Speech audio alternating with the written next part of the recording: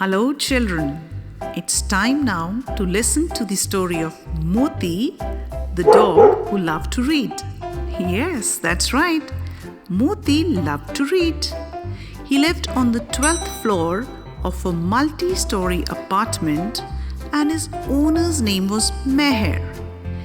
Every time he would go down the stairs for his daily walk, he would pull up and trot up to the doors of every flat he crossed, as if trying to read the nameplate. Mr. and Mrs. Sharma. Mr. and Mrs. Sandhu. Mr. and Mrs. Iyer. Every time Meher put any of her book on the sofa, Moti would just lick all the pages as if trying to uncover the alphabets on the page. Moti, you don't lick books, you read them. Moti would look up with his golden liquid eyes as if trying to say, "But that's my way of reading it." Every day, the newspaper on the breakfast table of the family was a little wet because Moti would have attempted to read it.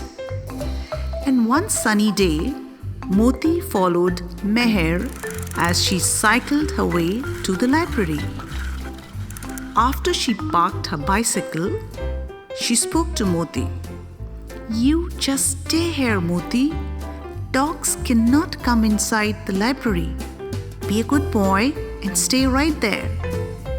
Moti looked sad and crestfallen. After about half an hour of waiting, Moti decided to just go a little closer to the library door. Maybe just have a peep. Okay, maybe just have a closer look. All right, let me just go in and see what a library looks like.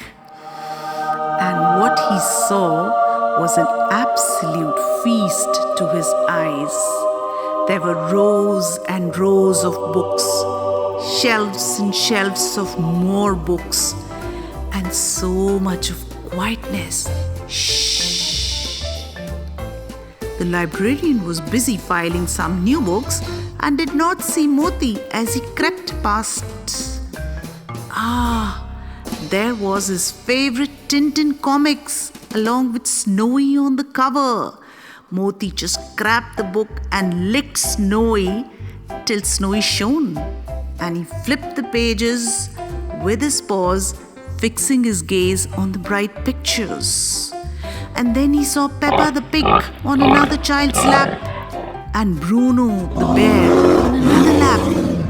And that's just about the time when Meher and all the other children suddenly sighted Moti. "Moti, you cannot be inside the library," whispered Meher. Moti looked up with weepy eyes at all those curious silent faces. And suddenly, one little hand rested on his ears. But he's so adorable," another voice said, "and he's so soft." The third voice whispered, "and he's so cuddly." And suddenly, the library got a little more cozy. The children slipped off their chairs and huddled around Moti with their books in their hands. One child lay back reading his book using Moti as a cushion. Another child whispered to Moti to help him flip pages with his paws. Meher put her book against Moti's warm, cuddly back as a nice little book stand. The children seemed happy with their four-legged companion and got back to reading their books. Moti was reading his, and the children were reading theirs. Suddenly, the book-reading silence was shattered by the tapping of the heel of a shoe. And guess who did that shoe belong to? Well, it was the librarian, Mrs. Gupta. Aha! Who do we have here now? A dog? A dog in my library? How did he get in here? All eyes looked around, but none gave in. Moti continued staring at Peppa the pig. Oh, please, Mrs. Gupta, can he just stay here? Can't you see that he loves to read? And he's such a soft cushion for me. And he's just being so nice to everyone. Mrs. Gupta had never faced such a situation before. She thought and thought, and the children pleaded and pleaded. After a long silence, thus spoke Mrs. Gupta. Did the dog disturb anyone? No, not at all, said all the children. Did he make any noise? Not a whisper at all, Mrs. Gupta. Did he break any rules? I don't think so, said all the children.